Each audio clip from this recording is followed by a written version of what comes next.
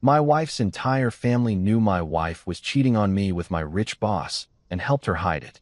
At my 37th birthday party, when I confronted them, they told me to be mature and just accept they're soulmates. My wife's mother even said, "Don't be selfish. They're happy together." I just smiled and said, "You're right.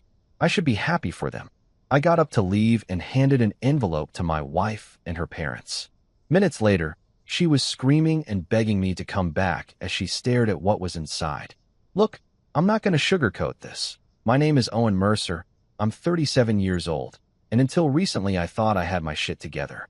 I run data and compliance analytics at Verdict AI, this fast-growing legal tech SaaS that's basically the golden child of Silicon Valley's obsession with disrupting everything that moves. We build AI and machine learning tools that can read contracts faster than a first-year associate hopped up on Adderall, flag compliance issues before they become federal investigations, and help law firms win litigation so efficiently it makes opposing counsel weep into their billable hours. It's sexy work if you're into algorithms and risk profiles, which, spoiler alert, I absolutely am. My equity stake in this company is real money, not some startup monopoly dollars that'll evaporate when the Series B funding dries up.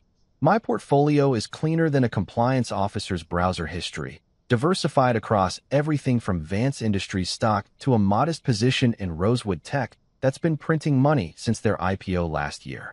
I keep my head down, ship quality code, and let the venture capitalists and board meetings happen around me while I focus on building something that actually works. It's not glamorous, but it pays for the life I want without requiring me to kiss ass at every charity gala in Manhattan.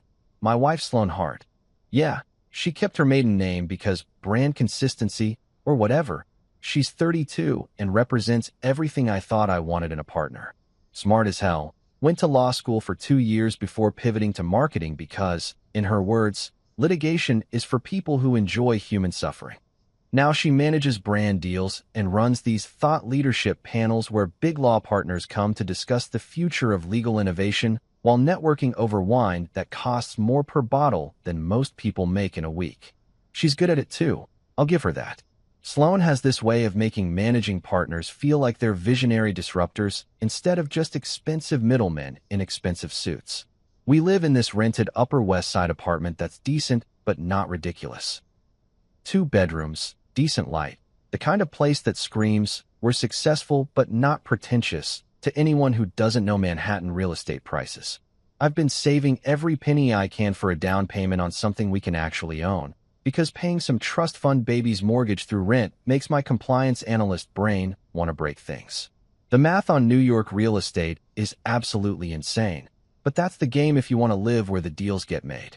My daily uniform depends on what kind of day it is.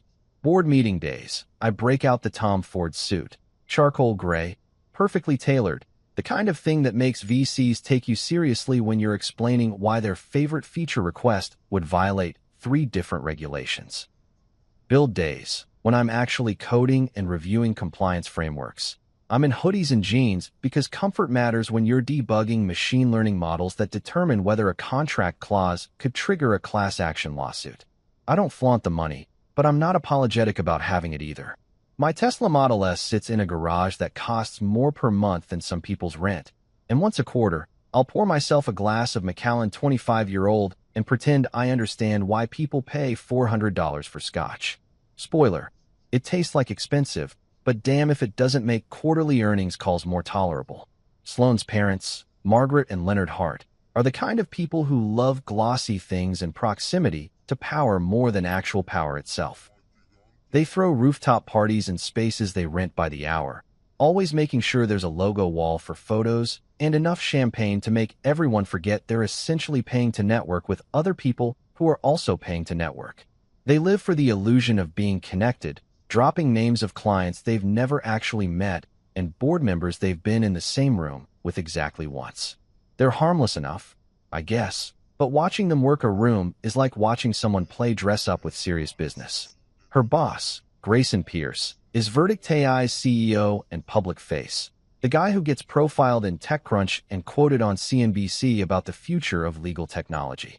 He's a media darling who closed our Series B funding round last year with the kind of smooth talking that makes investors forget to read the fine print.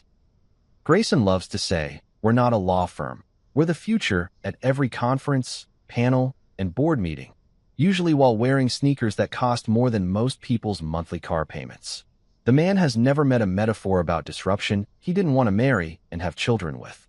I used to respect Grayson, back when I thought he was just another founder who happened to be good at the game. He hired me when Verdict AI was still operating out of a WeWork space that smelled like ambition and energy drinks, recognized my track record with compliance analytics, and gave me the equity and autonomy to build something real. The guy seemed to understand that sustainable growth beats hockey stick fantasies every time, and he backed me when I insisted on building proper regulatory safeguards instead of the move fast and break things approach that gets startups featured on the front page of the Wall Street Journal for all the wrong reasons. What I didn't know? What I was too busy building and optimizing and compliance checking to notice was that Grayson Pierce had been studying my marriage like it was a target company in a hostile takeover. While I was focused on machine learning models and risk assessment frameworks, he was running due diligence on my personal life, identifying assets and vulnerabilities, and planning his acquisition strategy. The man approached my wife with the same methodical precision he used to court Series A investors, complete with a long-term strategic plan and carefully managed stakeholder communications. But I'm getting ahead of myself. At this point in the story, everything still looked perfect on paper. My equity was vesting, our revenue growth was sustainable, and the compliance framework I'd built was solid enough to survive any regulatory scrutiny.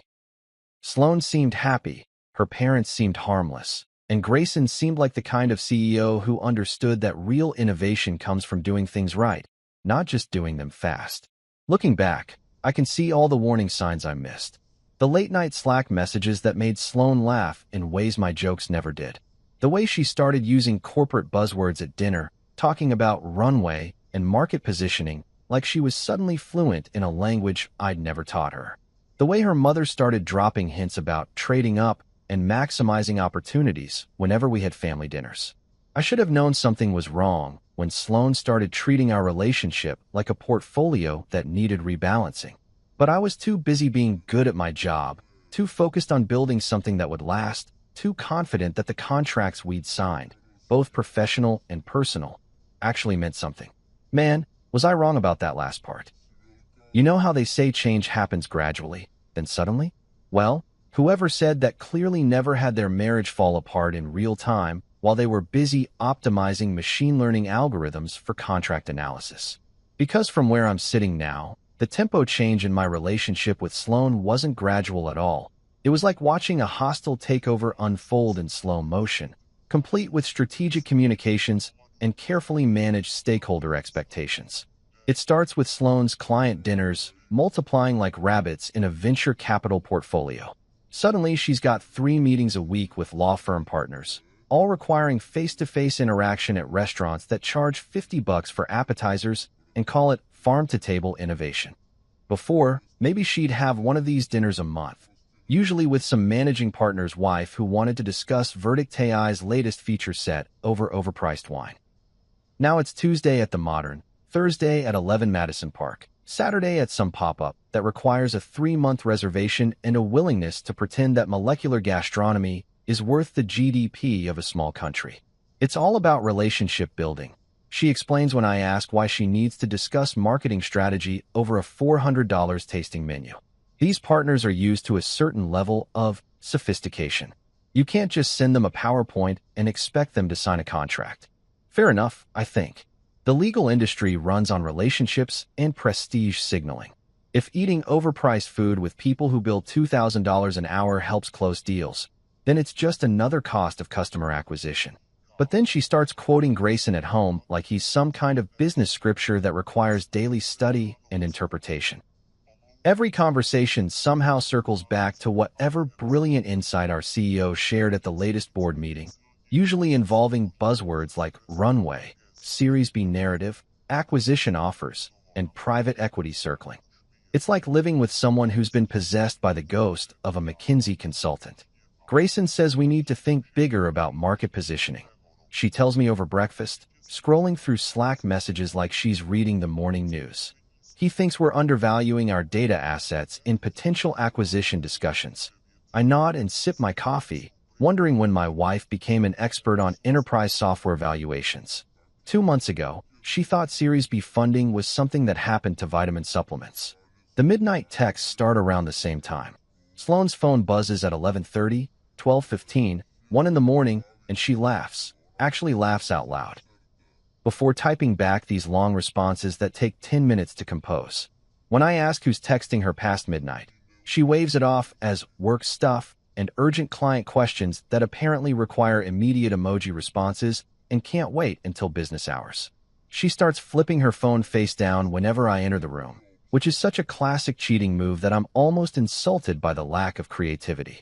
It's like she read some article called How to Have an Affair, a beginner's guide, and decided to follow every piece of advice to the letter. The woman who used to leave her phone unlocked on the kitchen counter while she showered suddenly treats it like it contains state secrets and nuclear launch codes. Meanwhile, I'm shipping new machine learning models that crush every benchmark we've set. Our latest contract analysis algorithm can identify potential compliance violations with 97.3% accuracy, which sounds boring until you realize it could save law firms millions in regulatory fines and class action settlements.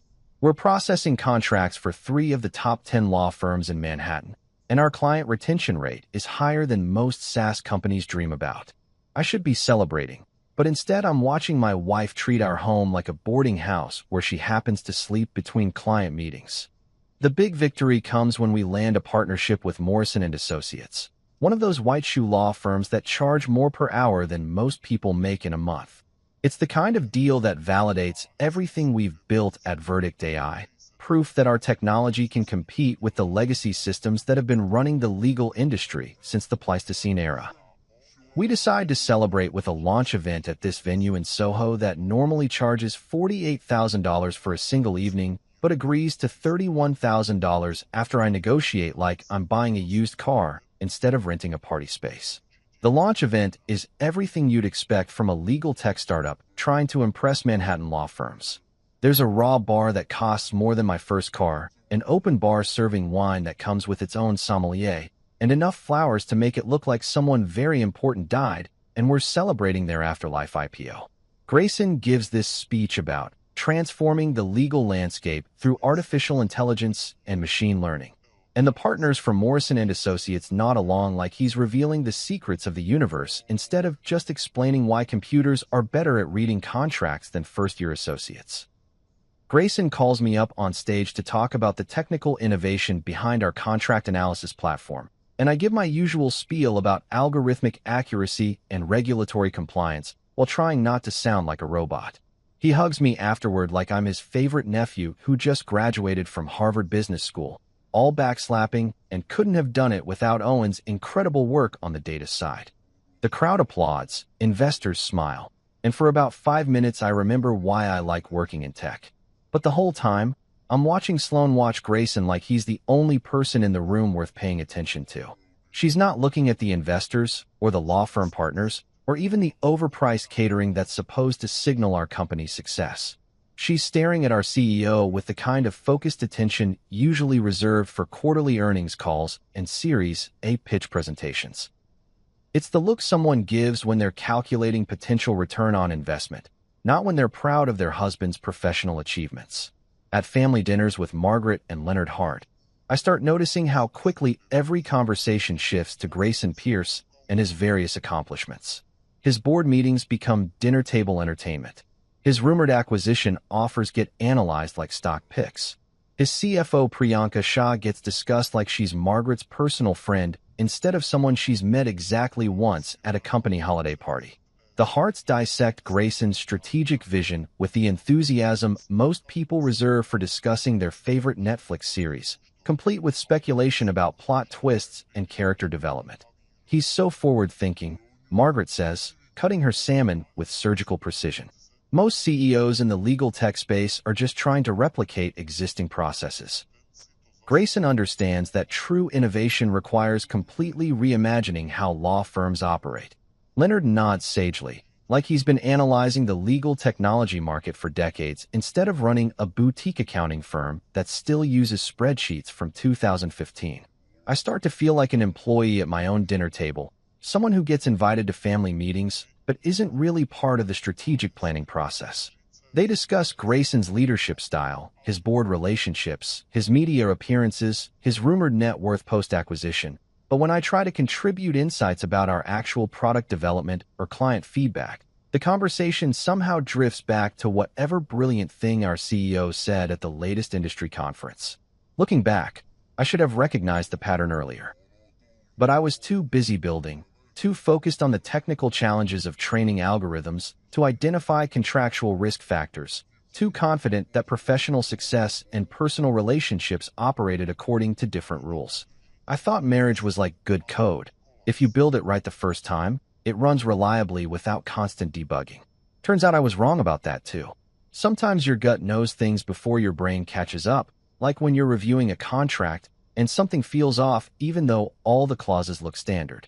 That's exactly how I felt the morning before the CLOC conference in Chicago.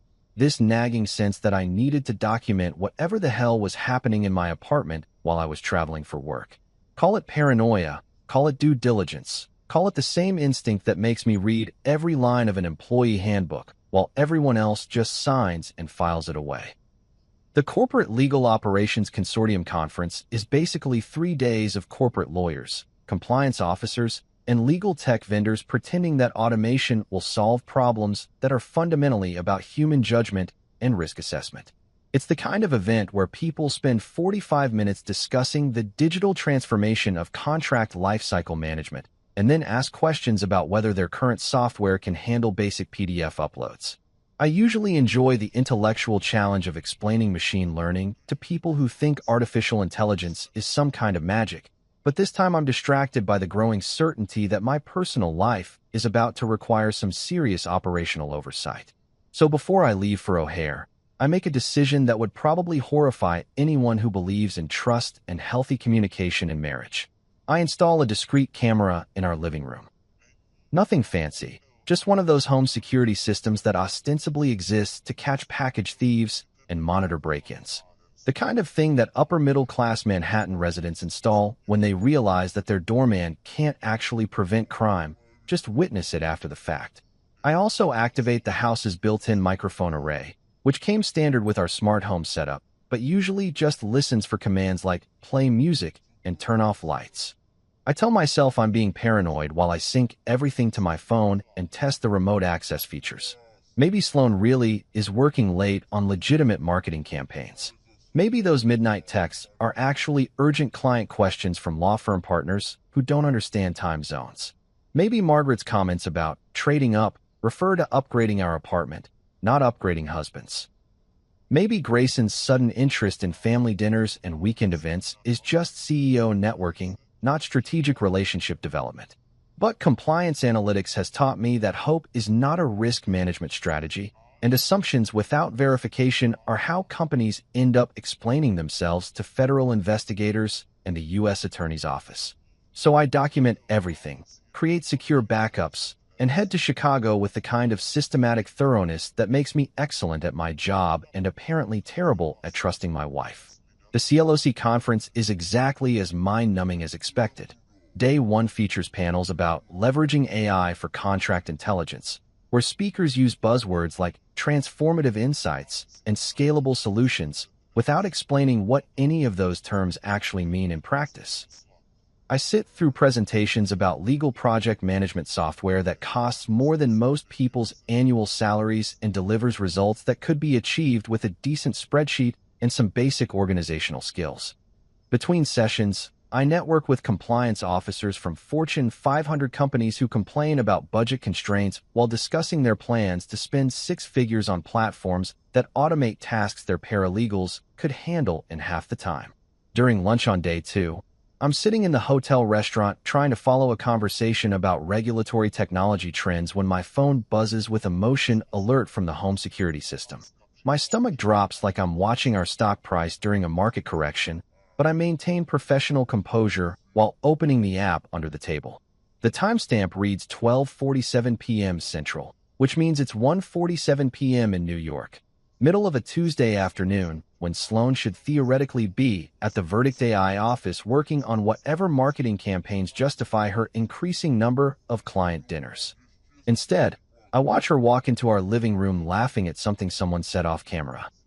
She's wearing the black dress she usually saves for important meetings, the one that costs more than my monthly Tesla payment and makes her look like she stepped off the cover of a legal industry magazine.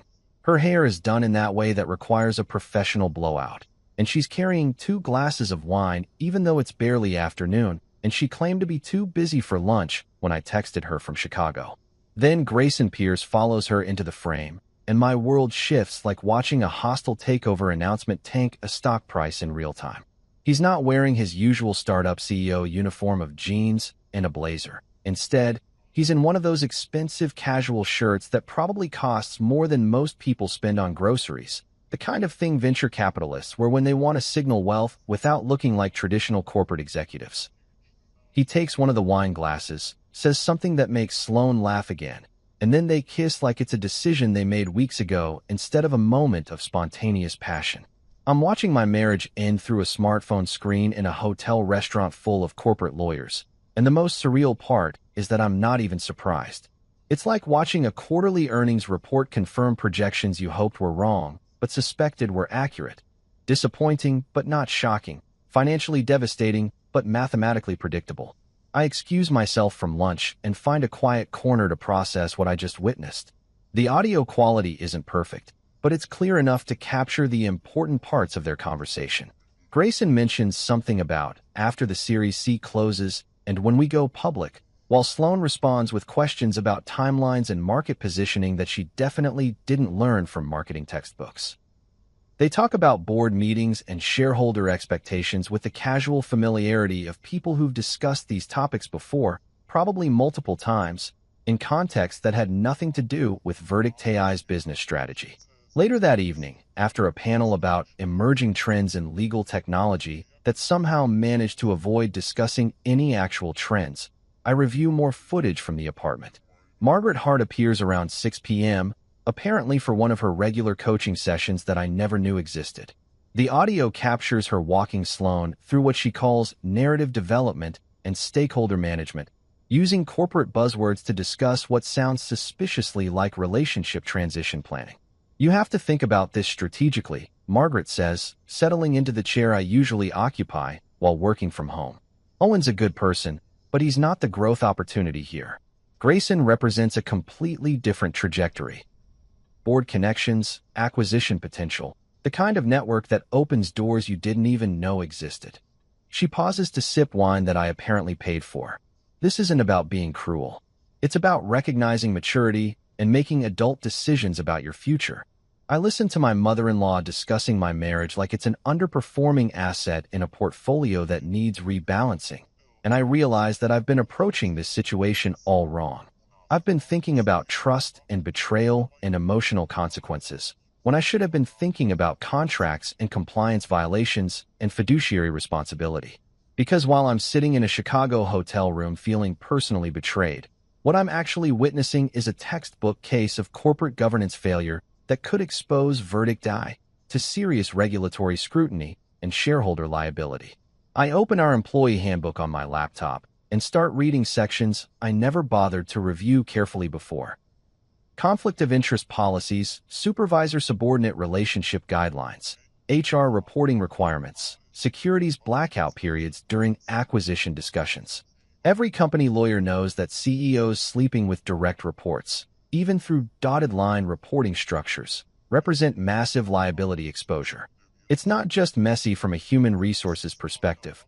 It's board-level risk that could trigger SEC investigations, shareholder derivative suits, and the kind of media coverage that makes acquisition offers disappear faster than free food at a startup launch party.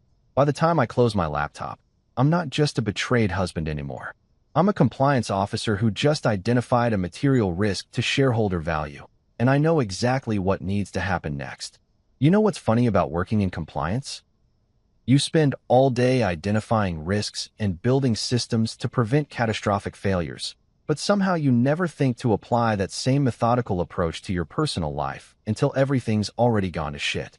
Well, consider this my crash course in applying enterprise risk management to domestic relations, because I'm about to treat my marriage like a failing subsidiary that needs immediate restructuring.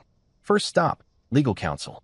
I need someone who understands both securities litigation and family law, which turns out to be a surprisingly rare combination in Manhattan's legal ecosystem. Most lawyers specialize in either corporate governance or divorce proceedings, not the intersection of CEO misconduct and marital asset protection. After calling around and getting referred by 3 different attorneys, I find Amira Solano, a partner at Shun & Associates who apparently eats NDAs for breakfast and has a track record of handling high-net-worth divorces involving corporate executives. Amira's office occupies half a floor in one of those midtown buildings where the elevator buttons feel like they're made of actual gold and the lobby art costs more than most people's annual salaries.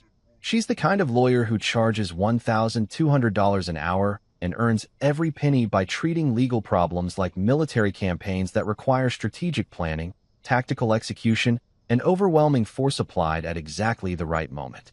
Her conference room overlooks Central Park, probably because nothing says, "I will destroy your opposing counsel," quite like a view that costs 8 figures. "Tell me about your post-nuptial agreement," she says after I explain the situation with the clinical detachment of someone reviewing quarterly earnings reports. I slide a copy across her mahogany desk, which is organized with the kind of precision that suggests she either has obsessive-compulsive disorder or just really enjoys dominating other people through superior preparation. Probably both. She reads through the document with the focused attention most people reserve for Netflix series finales, occasionally making notes in handwriting that looks like it was designed by someone who charges by the letter. After 20 minutes, she looks up with the kind of smile that makes opposing attorneys consider career changes. "You funded her wellness startup experiment?" she asks, referencing a clause I'd almost forgotten about.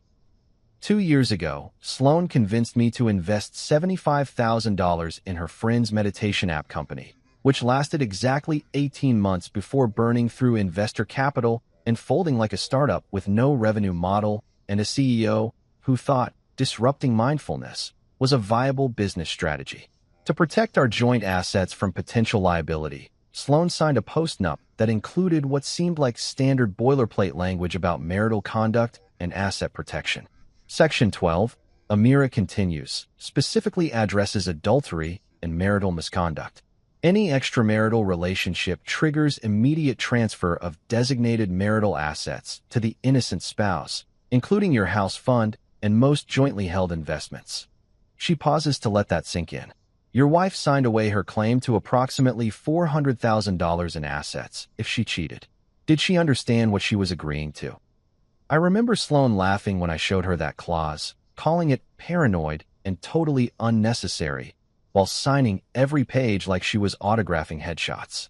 At the time, I thought of it as insurance against worst-case scenarios, the same way I build redundancy into compliance systems. Neither of us expected it to become relevant, but then again, most insurance policies seem unnecessary until you need them. With Amira handling the legal strategy, I turn my attention to financial restructuring. I start moving paychecks to a new bank account that only I control, establishing a trust for future property purchases, and systematically removing Sloan and her parents from every financial account they've been riding for the past 3 years. The family phone plan that Leonard Hart loves to brag about paying? Gone. The American Express account that covers Margaret's business lunches? Terminated. The car insurance that includes their BMW because it was more efficient to bundle everything together? They can call Geico like everyone else.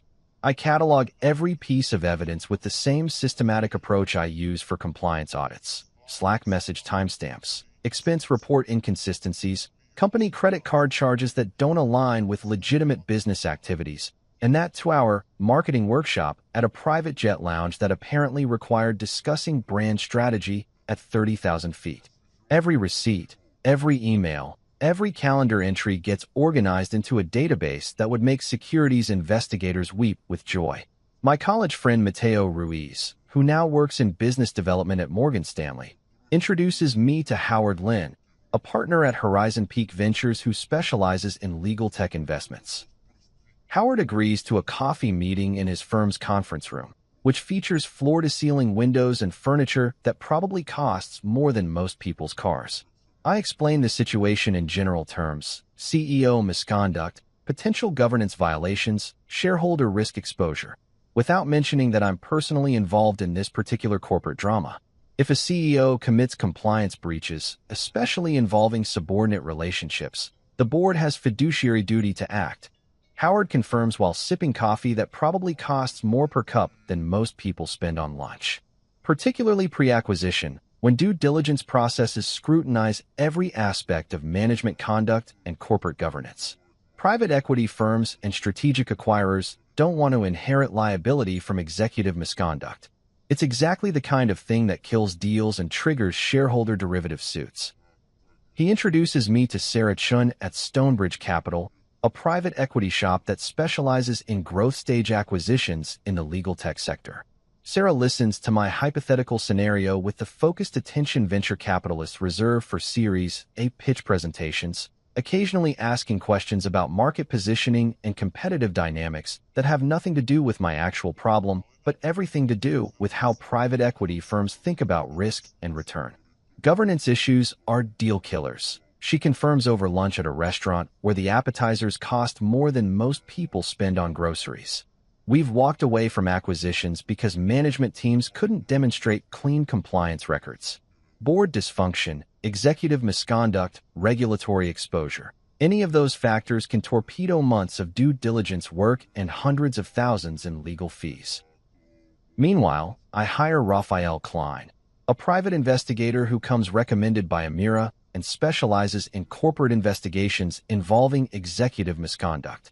Rafa operates out of an office that looks like it was decorated by someone who learned about detective work from watching too many movies, but his track record includes exposing fraudulent investor statements, uncovering offshore accounts, and documenting unreported income for clients ranging from compliance officers to federal investigators.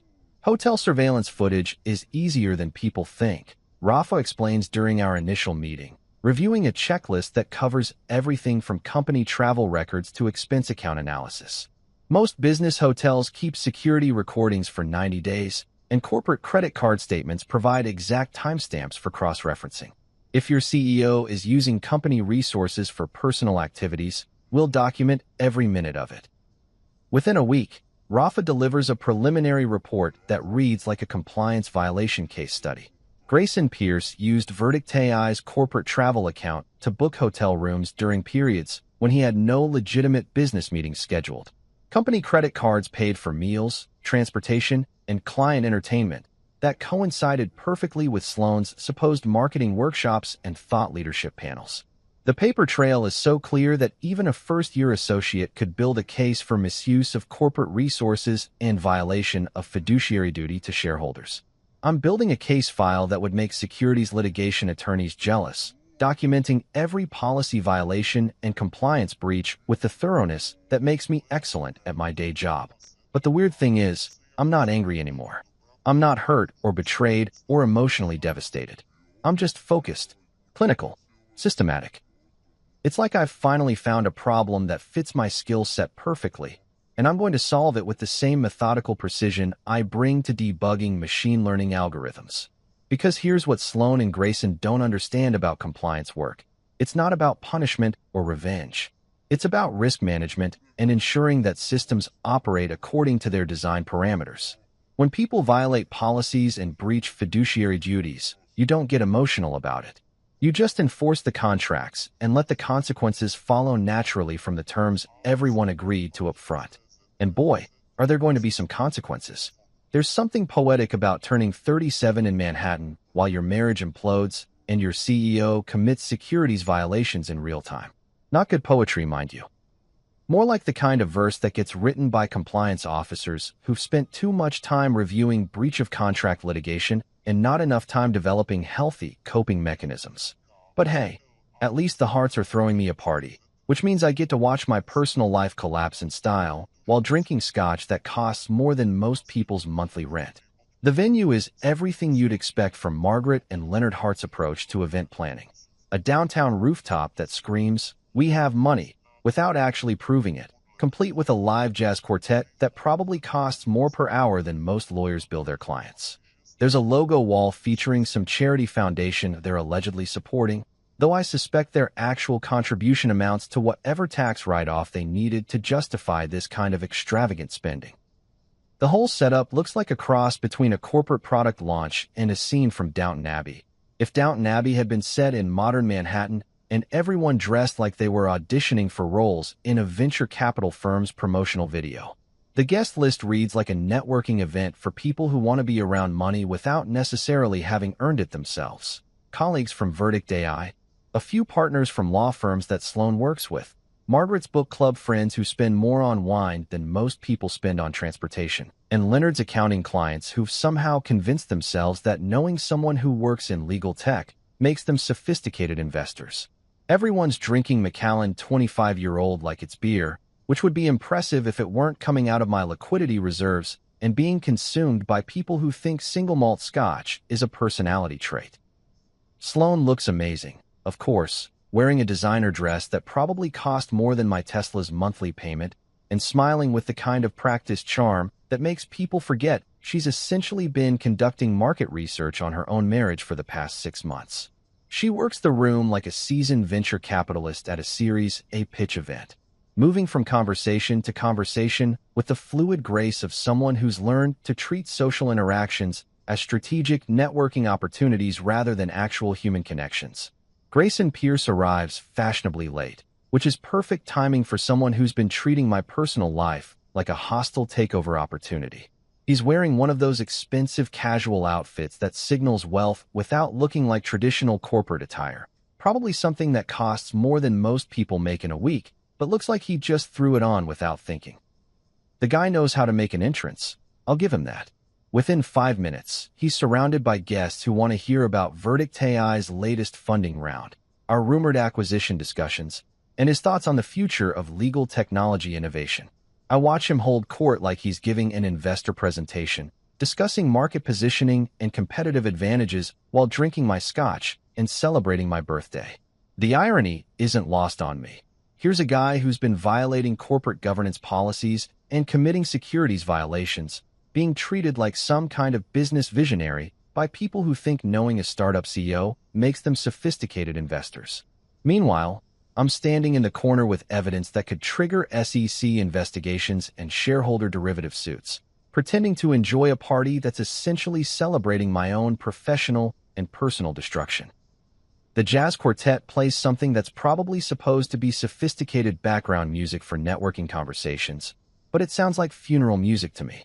Maybe that's appropriate, considering I'm basically attending the wake for my marriage and watching my wife audition for her next relationship, while our current one still technically exists on paper. The whole scene feels surreal, like I'm watching a corporate restructuring announcement disguise itself as a birthday celebration. Margaret Hart approaches me around 9:30, wearing the kind of smile that venture capitalists use when they're about to explain why your equity stake needs to be diluted for the good of the company. She's holding a glass of wine that probably costs more than most people spend on groceries, looking like she's about to deliver a presentation about strategic realignment and stakeholder optimization. "Owen, honey, we need to talk," she says, which is corporate speak for, "We're about to fire you, but we want it to seem like a mutual decision." She guides me toward a quieter corner of the rooftop, away from the jazz music and networking conversations, like she's leading me into a conference room for difficult performance review discussions. And that's when I decide it's time to end this charade. I've spent weeks documenting policy violations, gathering evidence, and building a case file that would make securities litigation attorneys weep with joy. I've got signed post-nuptial agreements, breach of contract documentation, and enough corporate governance violations to trigger federal investigations. I've restructured my assets, retained legal counsel, and prepared for every possible contingency except one. Pretending to enjoy my own birthday party while everyone celebrates my professional and personal destruction. So I walk back toward the center of the party, where Sloan is laughing at something Grayson said while holding a glass of wine I paid for and wearing jewelry that came out of our joint assets. The conversations quiet down as I approach. Maybe they sense that something's about to change, or maybe they're just being polite to the birthday boy who's been suspiciously quiet all evening. "Hey everyone, I say, raising my glass of Macallan in what looks like a toast, but feels more like a shareholder meeting announcement. I want to thank you all for coming to celebrate my 37th birthday. It means a lot to have so many friends and family here tonight. I pause to look around the room, making eye contact with the key stakeholders in this particular corporate drama. I also want to address something that's been on my mind lately. I continue, with the same calm tone I use when explaining compliance violations to board members who don't want to hear about regulatory risk exposure. Sloan, I know about you and Grayson. The jazz quartet keeps playing, but everything else stops. Conversations halt mid-sentence. Wine glasses freeze halfway to lips. Margaret Hart's smile disappears like a stock price during a market correction. For about 5 seconds, the only sound is saxophone music and the distant hum of Manhattan traffic 30 floors below. Then Margaret recovers with the kind of smooth transition that corporate communications teams use when responding to media inquiries about executive misconduct. Owen, honey, you need to be mature about this, she says, like she's explaining market dynamics to a first-year analyst. Sloan and Grayson are soulmates. They have a connection that transcends ordinary relationships. You should be happy for them. Leonard Hart nods sagely, adding his own contribution to this family intervention disguised as birthday party damage control. Don't be selfish, Owen.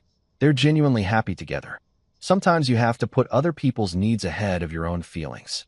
He delivers this advice while drinking scotch that I paid for and attending a party that's being funded through assets I accumulated. I listen to my in-laws explain why I should be grateful for the opportunity to watch my marriage dissolve in real time. And I realize that they've been planning this conversation for weeks. This isn't spontaneous relationship counseling. It's a carefully orchestrated stakeholder communication designed to manage my response to information they assumed I'd eventually discover. They're treating my emotional reaction like a corporate crisis that needs careful messaging and strategic spin control. You're absolutely right, I say, setting down my glass and reaching into my jacket pocket. I should be happy for them. In fact, I am happy for them. I pull out 3 thick envelopes that I had Amira's office prepare earlier this week, each one sealed and labeled with precise corporate documentation standards. So happy, in fact, that I brought gifts. I hand one envelope to Sloan, one to Margaret, and one to Leonard, with the same ceremonial precision that executives use when signing acquisition agreements and merger documents. These should help everyone understand exactly how mature and selfless I'm planning to be about this whole situation. I straighten my Tom Ford suit, raise my glass one final time, and deliver the line I've been rehearsing for the past week. Enjoy the view, everyone. And thanks for a truly memorable 37th birthday. Then I head for the elevator, leaving behind the jazz music, the expensive scotch, and the sound of 3 people opening envelopes that are about to change everything. You know what's beautiful about well-executed compliance strategies? They create consequences that unfold with mathematical precision, like watching a machine learning algorithm optimize itself toward predetermined outcomes. By 8 a.m. the morning after my birthday party, word is spreading through Verdict AI's Slack channels faster than insider trading rumors on Wall Street, and I'm watching corporate governance protocols activate like a perfectly designed system responding to detected violations. CFO Priyanka Shah calls an emergency board session for 10 a.m., which in startup time means drop everything, because we have a potential securities violation that could torpedo our Series C funding and make acquisition discussions disappear faster than free food at a tech conference. Priyanka is one of those finance executives who treats regulatory compliance like a religion and views CEO misconduct as basically corporate blasphemy that threatens shareholder value and fiduciary responsibility. She's been CFO at 3 different companies that went public, which means she's seen enough SEC investigations and shareholder derivative suits to know exactly how badly executive affairs can damage enterprise valuations. The emergency board meeting happens in our main conference room, the one with floor-to-ceiling windows overlooking Manhattan and a table that cost more than most people's annual salaries. I'm not invited, obviously, but word leaks faster than confidential information at a venture capital firm. According to my sources in the office, mostly engineers who've been watching this drama unfold like it's their favorite Netflix series, the independent directors are asking hard questions about corporate governance, fiduciary duty, and potential liability exposure from executive misconduct. Meanwhile, our outside counsel from Morrison and Associates opens an internal investigation, which is lawyer speak for, we're going to document every policy violation and compliance breach so thoroughly that even federal investigators will be impressed by our due diligence process. Morrison and Associates specializes in corporate governance issues for growth stage companies, and they've handled enough startup scandals to know that executive affairs involving subordinate employees represent exactly the kind of regulatory risk that makes acquisition offers evaporate and triggers class action lawsuits from angry shareholders. HR head Celeste Yoon places Sloan on administrative leave pending the completion of internal review processes, which is corporate speak for, you're suspended while we figure out how much liability exposure your relationship decisions have created for our company. Celeste has been through enough workplace misconduct investigations to recognize that supervisor-subordinate relationships violate multiple policies simultaneously. Conflict of interest guidelines, reporting structure protocols, securities blackout procedures during acquisition discussions, and general fiduciary responsibility standards that board members take very seriously when their own liability is at stake. Grayson Pierce, meanwhile, posts a carefully worded memo about stepping back to focus on family commitments and personal priorities, which everyone with half a brain recognizes as damage control messaging designed to make his inevitable resignation look voluntary rather than forced. The memo gets distributed through company-wide Slack channels at exactly 9:47 a.m., probably after consultation with corporate communications specialists who understand that CEO departure announcements require careful stakeholder management and strategic narrative development. By lunchtime, Horizon Peak Ventures is pushing for appointment of an independent board chair, which signals that our lead investor is taking this governance crisis seriously enough to restructure management oversight and accountability systems. Howard Lin, the partner I met with last week, sends a carefully worded email to the board about ensuring appropriate corporate governance standards during periods of leadership transition and strategic development. Translation: they want adult supervision while figuring out whether this scandal kills our acquisition prospects or just delays them by 6 months.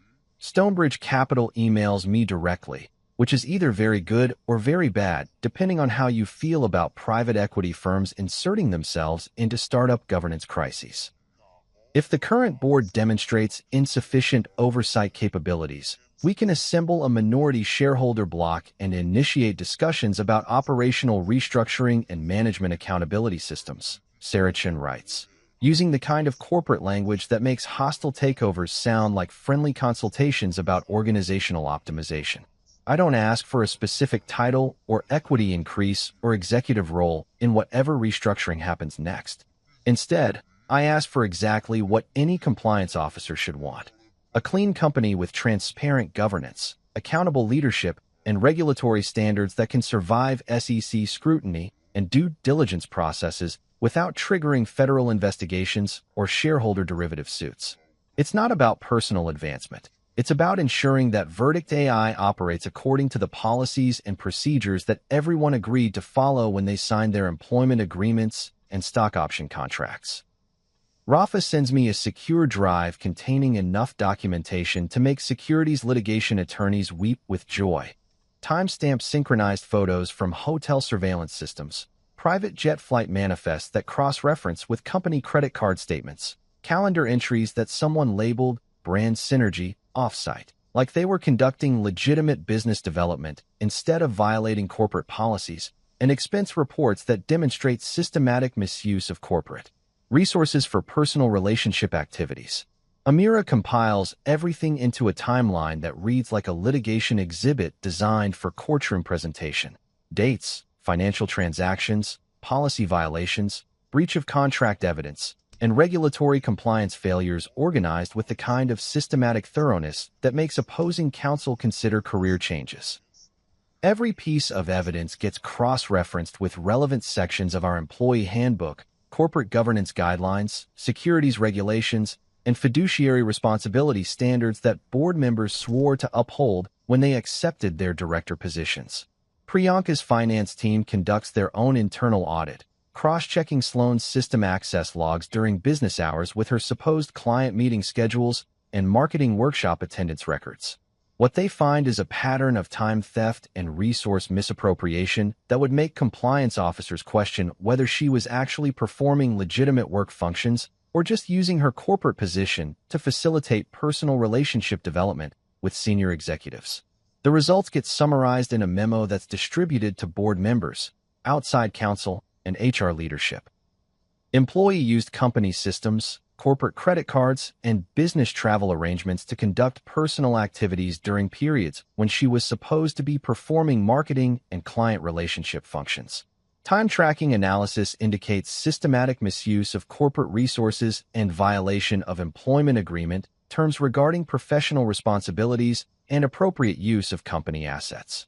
HR's email to me arrives at exactly 4:17 p.m., probably time to avoid close of business complications and ensure proper documentation of internal reporting procedures.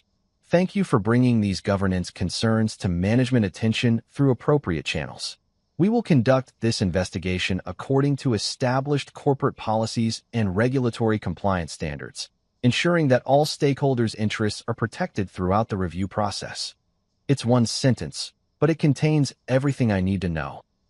They're taking this seriously, they're following proper protocols, and they understand that executive misconduct represents material risk to shareholder value and corporate reputation.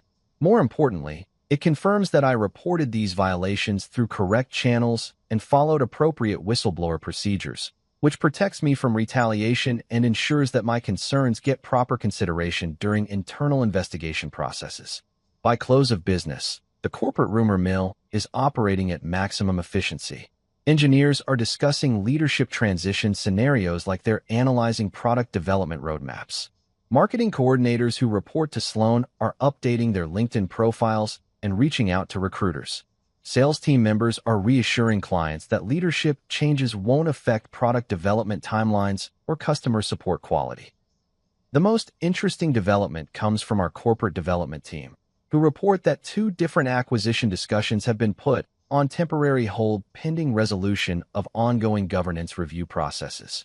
Translation: potential acquirers are waiting to see whether this scandal creates discount acquisition opportunities or just makes Verdict AI too toxic to touch until management stability gets restored.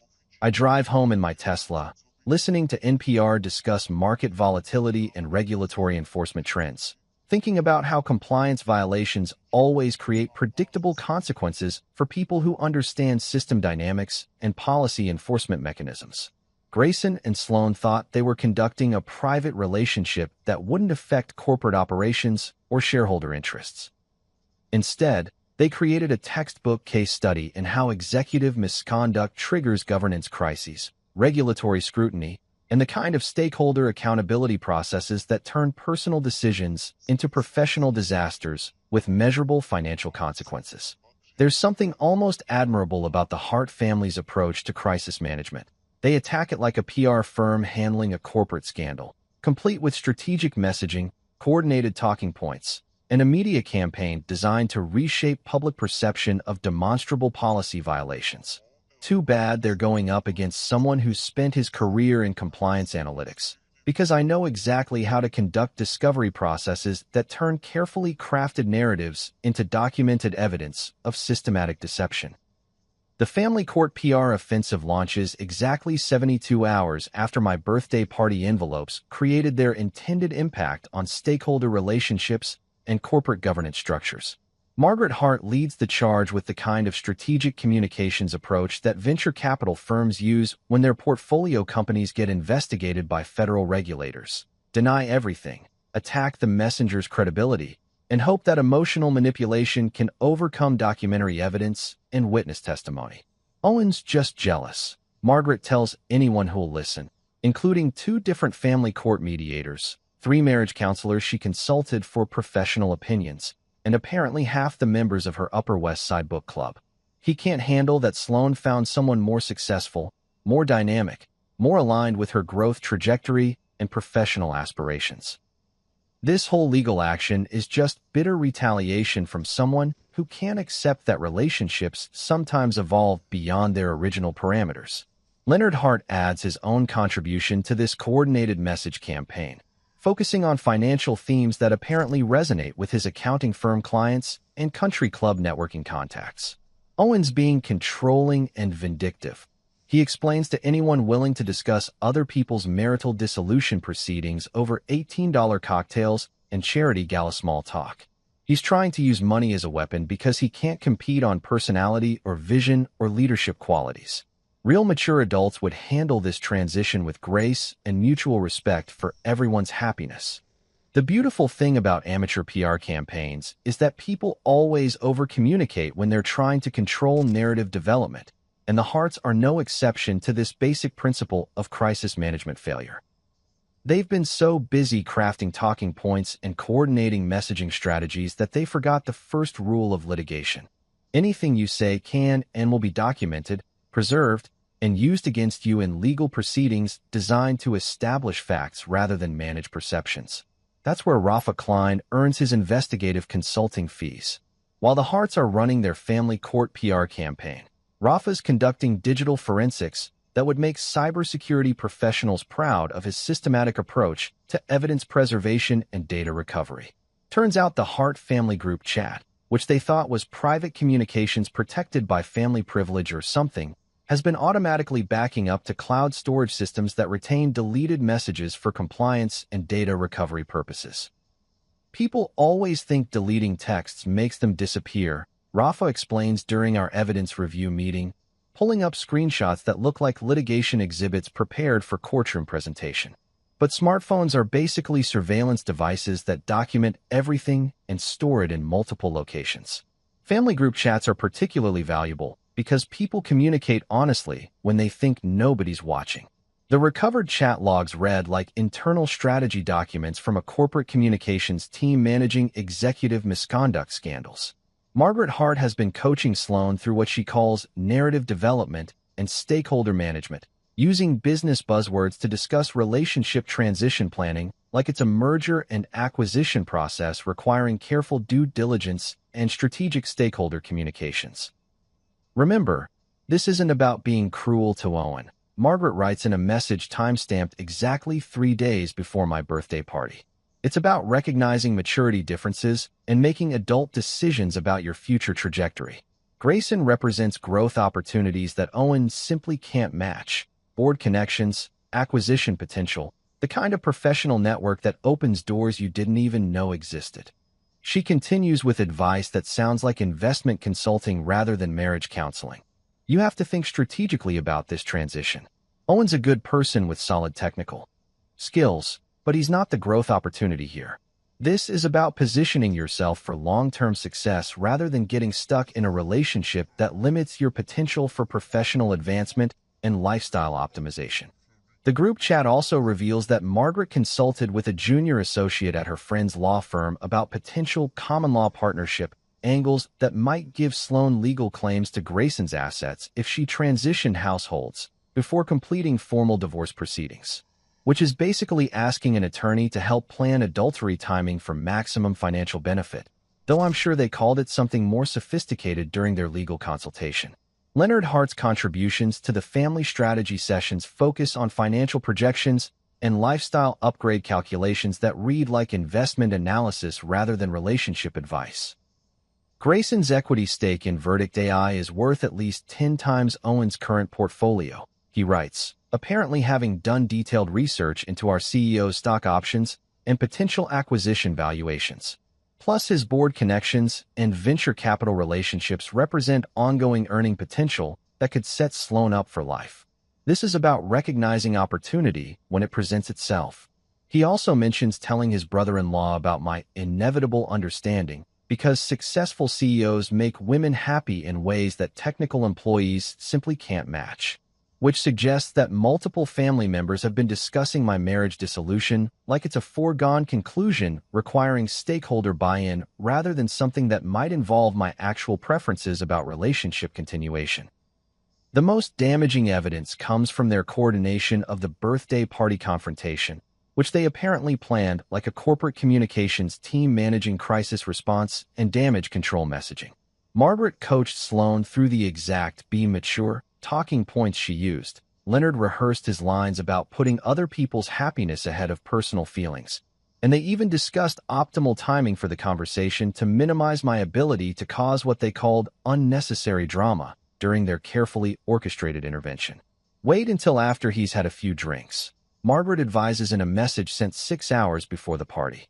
Then approach it like a business discussion about mutual interests and rational decision-making. Don't let him make this emotional. Frame it as adults having mature conversations about relationship evolution and strategic life planning. When we file these chat logs with the family court, Amira includes them under spoliation-adjacent evidence preservation, noting that the Hart family attempted to delete communications after realizing their statements might be relevant to legal proceedings. The deletion attempts actually strengthen our case, because they demonstrate consciousness of guilt and systematic attempts to obstruct discovery processes designed to establish factual records for judicial consideration. I send a short note to Margaret and Leonard through Amira's office, maintaining professional communication standards while establishing clear boundaries about future contact protocols. Please direct all future communications through legal counsel. Also, your mortgage payment is now 14 days overdue, and Riverside Servicing LLC has been instructed to initiate standard collection procedures per your loan agreement terms. Meanwhile, at Verdict AI, the board governance crisis continues developing according to predictable corporate patterns.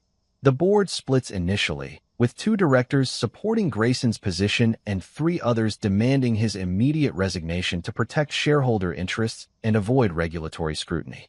Then Horizon Peak Ventures and 2 angel investors align with CFO Priyanka Shah's recommendation for leadership transition, citing fiduciary responsibility concerns and potential liability exposure from continued executive misconduct.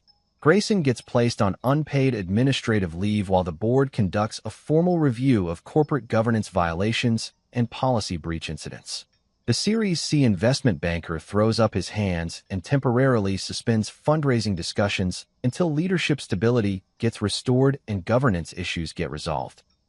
A competitor starts making acquisition inquiries about potential acqui-hire opportunities if Verdict AI's valuation drops far enough to become attractive at distressed pricing levels.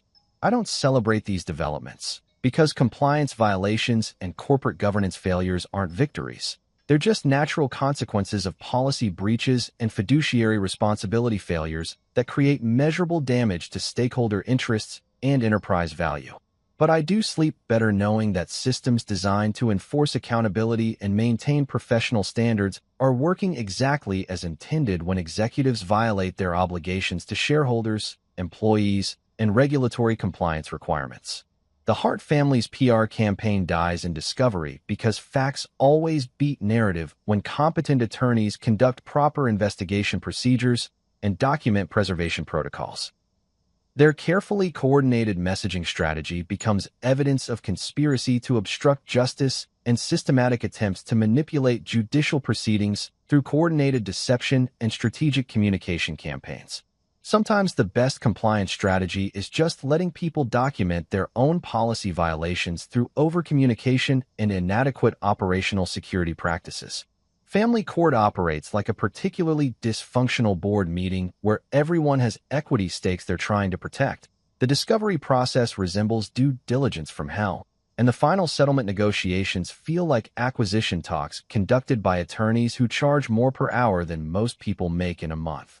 The good news is that I've spent enough time in actual board meetings and M&A discussions to recognize when the other side's negotiating position has structural weaknesses that make favorable outcomes inevitable. Sloan's legal counsel, some White Shoe family law partner who probably learned negotiation strategy from representing hedge fund managers in their 3rd divorces, tries the insufficient evidence approach that works better in criminal court than family proceedings involving adultery clauses and breach of contract documentation. My client maintains that Mr. Mercer has failed to provide conclusive proof of extramarital conduct. He argues during our first mediation session, apparently hoping that technical legal standards will overcome hotel surveillance footage and timestamped corporate credit card statements. Amira Solano responds with the kind of systematic evidence presentation that makes opposing counsel reconsider their career choices. She slides color photographs across the mahogany conference table like she's dealing cards in a high-stakes poker game. Hotel lobby security footage showing Sloan and Grayson entering elevators together during supposed client meetings, corporate travel itineraries that cross-reference with personal calendar appointments, and expense reports documenting company resources used for relationship activities that violate both employment agreements and fiduciary responsibility standards. The piece de resistance is a video clip from the Grand Meridian Hotel's Business Center, where Grayson promises Sloan C-suite positioning by Q3 and equity participation in post-acquisition compensation packages, while billing the entire conversation to Verdict AI's partner relations account. It's basically recorded evidence of a CEO using corporate resources to make personal relationship commitments, which violates about 6 different corporate governance policies and potentially triggers SEC investigation protocols for securities fraud and misrepresentation of executive compensation arrangements. Your Honor, Amira says with the calm professionalism that makes family court judges actually pay attention instead of just managing docket scheduling efficiency. The defendant signed a post-nuptial agreement that specifically addresses marital misconduct and asset distribution protocols. The documentary evidence establishes clear violation of those contractual terms, along with systematic misuse of corporate resources and breach of fiduciary responsibilities that expose both parties to potential securities litigation and regulatory enforcement actions. Sloan's attorney tries one last desperate maneuver, arguing that the post-nuptial agreement was signed under duress and doesn't reflect genuine understanding of the legal and financial implications. Which might work if we were discussing complex merger agreements or acquisition structures, but falls apart when applied to a 2-page document that explicitly states extramarital relationships trigger immediate asset transfer to the innocent spouse, in language simple enough for first-year law students to understand. The post-nuptial agreement stands like a well-drafted corporate contract designed to survive judicial scrutiny and appellate review. Sloan signs a global settlement that reads like a termination agreement for underperforming executives. She keeps personal items and a modest checking account balance, walks away from our house fund and jointly held investment portfolio, and agrees to mutual non-disclosure and non-disparagement clauses that prevent future litigation or public communications about our relationship dissolution proceedings. The corporate side of this mess gets resolved with similar efficiency, though it takes longer because startup governance crises involve more stakeholders and require coordination with SEC compliance requirements and venture capital firm oversight protocols. I sign a separation agreement that accelerates vesting on part of my equity stake, includes cooperation requirements for ongoing internal investigations, and establishes no-fault termination status that protects my professional reputation and references for future employment opportunities. My next move involves joining Concordia Labs, a smaller legal AI startup that actually respects regulatory guardrails and operates according to sustainable business models rather than growth-at-all-cost strategies that ignore compliance requirements and governance standards. We're building a contract risk analysis model that includes judge-style explanations for algorithmic decisions, which helps attorneys understand why our machine learning systems flag specific clauses as potential liability exposure or regulatory violation risks. Howard Lin from Horizon Peak leads our series of funding round, bringing the kind of systematic due diligence and governance oversight that prevents executive misconduct and ensures proper board accountability from day one. We avoid the shiny shortcuts and hypergrowth fantasies that make startup founders think corporate policies are suggestions rather than legal requirements backed by federal enforcement mechanisms and shareholder protection standards. The work is intellectually satisfying in ways that Verdict AI never was, partly because we're solving genuine technical challenges instead of just optimizing marketing metrics and acquisition valuations. Our contract analysis platform can identify potential class action lawsuit risks, regulatory compliance violations, and fiduciary responsibility breaches with accuracy rates that make general counsel attorneys actually trust algorithmic recommendations rather than treating them as expensive supplements to human judgment. My evenings are quiet in ways they haven't been for years. No more midnight texts requiring immediate responses. No more corporate networking events disguised as social gatherings. No more family dinners where every conversation gets redirected towards someone else's professional achievements and acquisition prospects. I pour single glasses of Macallan 25-year-old and answer exactly 0 text messages from people who think my personal time should be available for their convenience and strategic relationship development needs. The Upper West Side penthouse I'm buying through my newly established trust represents everything I learned about asset protection and privacy from this entire corporate governance disaster. No joint ownership structures that create liability exposure. No shared accounts that provide access to people who haven't earned fiduciary responsibilities, and definitely no mortgage arrangements that involve family members who treat personal relationships like investment opportunities requiring ongoing portfolio management. The apartment itself is a shell that I'm renovating slowly, making decisions based on my actual preferences rather than what might impress venture capitalists or law firm partners at networking events. No logo walls for photo opportunities, no entertainment spaces designed for charity gala hosting. Just clean lines and functional layouts that support the kind of life I want to live rather than the lifestyle I thought I was supposed to project. Meanwhile, Verdict AI's corporate restructuring continues according to predictable patterns for startups dealing with executive misconduct and governance failures. The board brings in a steady interim CEO who focuses on operational excellence and regulatory compliance rather than media appearances and acquisition speculation. Stonebridge Capital rolls up 2 smaller legal tech companies in a tidy consolidation play and takes a board seat that ensures proper oversight and accountability standards going forward. The most satisfying development comes 6 months later, when 3 different AM Law 50 firms sign multi-year contracts with Concordia Labs for our contract risk analysis platform. We're generating actual revenue from customers who pay for technology solutions that solve real business problems, rather than burning through investor capital while pursuing acquisition strategies and market share optimization that ignore fundamental unit economics and sustainability requirements. I've learned that walking away from toxic situations isn't giving up. It's the cleanest form of hostile takeover you can execute on your own life. Instead of trying to fix broken systems and reform people who don't want accountability, you just build better systems with stakeholders who understand that contracts mean something and governance isn't optional when other people's money and trust are involved. The most important lesson from this entire experience is recognizing the difference between power and punishment. Punishment is emotional and backward-looking, focused on making people suffer consequences for past decisions they can't change.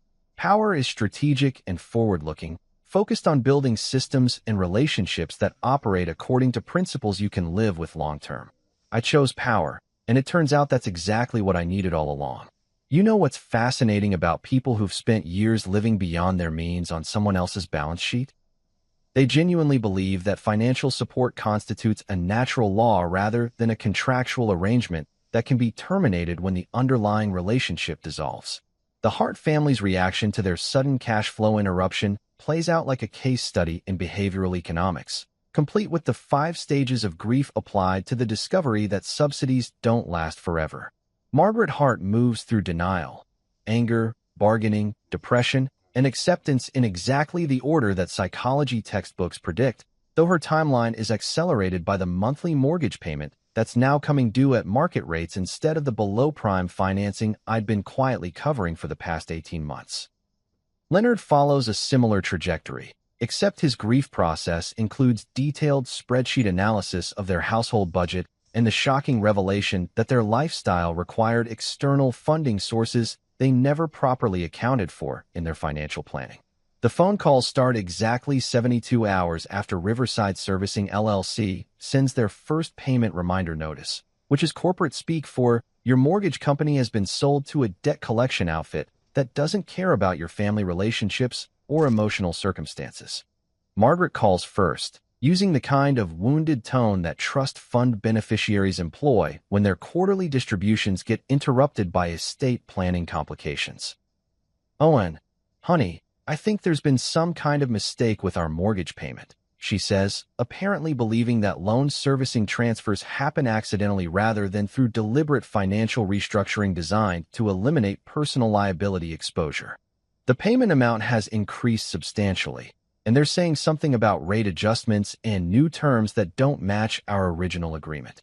I explain, with the patient tone I use when teaching machine learning concepts to law firm partners who think artificial intelligence is magic, that I purchased their mortgage note from the original lender and transferred servicing to a third-party company that specializes in market-rate lending without family relationship complications. The new payment reflects current interest rates for borrowers with your credit profile and debt-to-income ratios. I tell her, using language that any accounting firm owner should understand without additional explanation. She pivots to emotional manipulation with the kind of strategic messaging that corporate communications teams use when they're trying to avoid SEC investigation publicity. "You're breaking up our family," she says, apparently forgetting that I'm not the one who coached my spouse through adultery planning and strategic relationship transition management. "We raised Sloan to be a good person, and now you're punishing us for her happiness and personal growth opportunities." Leonard takes a different approach, starting with threats that escalate quickly to outright begging when he realizes that legal action against mortgage note holders requires actual violations of lending regulations rather than hurt feelings about family dynamics. "You can't just change the terms of our mortgage because you're upset about Sloan's career decisions," he argues during a conference call that I record with proper notification per New York State recording consent requirements. When I explain that mortgage note transfers are standard financial instruments protected by federal banking regulations and state commercial law, he shifts to pleading that sounds like startup founders trying to negotiate with venture capitalists after missing revenue projections for 3 consecutive quarters. "We can work something out," he offers, apparently believing that mortgage payments are negotiable based on family relationship status rather than contractual obligations backed by real property collateral. I send both of them to Riverside Servicing like any other borrowers who need payment plan discussions or refinancing options, because treating family members differently from other commercial relationships is exactly the kind of boundary violation that creates the problems I just spent 8 months resolving through legal proceedings and corporate governance enforcement. Meanwhile, Verdict AI's HR department finishes their internal investigation with the kind of thorough documentation that makes employment law attorneys proud of proper procedure compliance and regulatory protocol adherence. Sloan gets terminated for cause based on systematic time theft, misuse of corporate resources, and violation of conflict of interest policies that every employee acknowledges during onboarding and annual compliance training sessions. Grayson Pierce resigns to pursue new opportunities in legal technology innovation, which is startup speak for the board forced him out before he could trigger SEC investigations or shareholder derivative suits that would make acquisition discussions impossible. His resignation letter includes standard non-admission clauses and mutual release language, but everyone in the industry understands that CEOs don't voluntarily leave growth stage companies during Series C fundraising unless their continued employment creates liability exposure that outweighs their operational value. The board brings in Rebecca Torres, a seasoned executive who previously managed successful exits at 2 different legal tech companies and understands that sustainable growth beats hypergrowth fantasies that ignore compliance requirements and governance standards. Rebecca focuses on operational excellence, client retention, and building systems that can survive regulatory scrutiny rather than optimizing for media coverage and acquisition speculation. Stonebridge Capital completes their strategic consolidation by acquiring 2 smaller contract analysis platforms and combining them with Verdict AI's core technology stack in what they call a market leadership positioning play. Sarah Chun takes a board seat that ensures proper oversight and accountability systems going forward, because private equity firms don't invest hundreds of millions in companies with governance problems and executive misconduct histories. The most interesting development happens 6 months post-restructuring, when Sloan attempts what appears to be a reconciliation overture, but feels more like a strategic communications campaign designed to test my emotional boundaries and assess whether financial settlements can be renegotiated based on changed circumstances. She requests a meeting through Amira's office, using proper legal channels instead of direct communication that might violate our non-contact agreements. I agree to meet in the lobby of the Morrison and Associates building, with Amira present as witness and legal counsel, Because private conversations with ex-spouses who've demonstrated systematic deception and boundary violation represent exactly the kind of liability exposure that smart people avoid through proper procedural safeguards and documented oversight. We could start over, Sloan says, wearing the kind of designer outfit that suggests her transition to whatever relationship she's pursuing hasn't solved the underlying financial planning problems that contributed to our marriage dissolution. I've learned from this experience, and I think we both have insights about communication and mutual respect that could make a second attempt more successful. I listened to her pitch like I'm reviewing a product demonstration from a vendor whose previous implementation failed spectacularly and left our systems worse than before they started.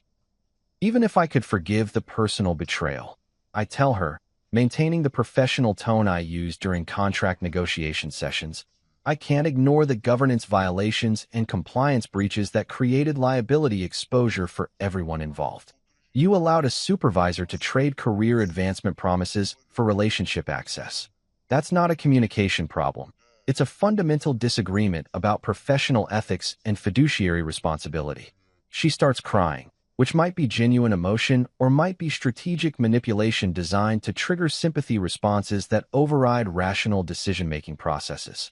I don't raise my voice or respond with matching emotional intensity, because compliance officers learn early in their careers that personal feelings are irrelevant when evaluating systematic policy violations and operational risk exposure. I walk away from that meeting the same way I walk away from vendor presentations that promise solutions they can't deliver, politely, professionally, and with absolutely no intention of reconsidering implementation decisions based on improved marketing materials or emotional appeals to our previous business relationship. The mortgage situation resolves itself through standard commercial lending procedures. Leonard and Margaret make timely payments at market rates, which I accept through Riverside Servicing without commentary or personal involvement in their financial planning discussions. There's an important distinction between exercising legal rights and weaponizing them for emotional satisfaction. I choose enforcement over punishment, accountability over revenge. Power means building systems that operate according to principles you can live with. Punishment means using those systems to cause unnecessary suffering beyond what's required for boundary enforcement and risk management. I chose power, and it turns out that restraint is actually more satisfying than revenge when you're focused on long-term outcomes rather than short-term emotional validation. A year later, my life is smaller and sharper, like a well-optimized algorithm that's been stripped of unnecessary complexity and redundant processes. Concordia Labs closes a clean Series B with Howard Lin and 2 other VCs who understand that sustainable growth beats hockey stick fantasies every time. We stay independent instead of chasing acquisition offers from companies that want our technology but not our principles. We're selling into 3AM Law 50 firms without cutting ethical corners or ignoring compliance requirements that make other legal tech companies nervous. Our contract risk analysis platform generates actual revenue from clients who pay for solutions that solve real problems, rather than burning investor capital while pursuing market share optimization that ignores unit economics and regulatory sustainability. I buy a modest Upper West Side penthouse shell through my trust and build it slowly, making decisions based on my actual preferences rather than what might impress venture capitalists at networking events. No logo walls for photo opportunities, no entertainment spaces designed for charity gala hosting. Just clean lines and functional layouts that support the life I want to live. On my 38th birthday, a few friends come over, real friends, not networking contacts or strategic relationship opportunities. Mateo brings a bottle that isn't Macallan 25-year-old and tastes better because the room is honest. We talk about work, sports, books, movies. Normal conversation topics that don't require due diligence or regulatory compliance analysis. A letter arrives from Margaret Hart. They're soulmates. Please stop the mortgage games. I forward it to Riverside Servicing and archive it without response. Another comes from Grayson, now pitching some restructuring advisory consultancy that probably helps other disgraced CEOs rebrand their governance failures as leadership transitions. I delete it unread. Here's the only board note I keep from this entire experience. People are assets or liabilities. Check the footnotes, not the headline. Contracts without enforcement are just expensive poetry. Compliance is love with receipts and documentation standards. Walking away is the cleanest hostile takeover of your own life. About that night at my 37th birthday party, when I said, "You're right, I should be happy for them," and handed over those envelopes, Sloane didn't scream because I embarrassed her. She screamed because the terms changed suddenly and permanently. Not for her, for me. I stopped being the easy counterparty who accepts whatever terms other people offer. I became the one who reads every clause, moves every asset strategically, and signs only agreements I can live with long-term. I learned that the most important contract you'll ever negotiate is the one that defines how you allow other people to treat you. The best part? I don't need anyone's permission to enforce my own boundaries or protect my own interests. I just need systems that work and the discipline to use them consistently. My life runs on new terms now, the only ones that actually matter.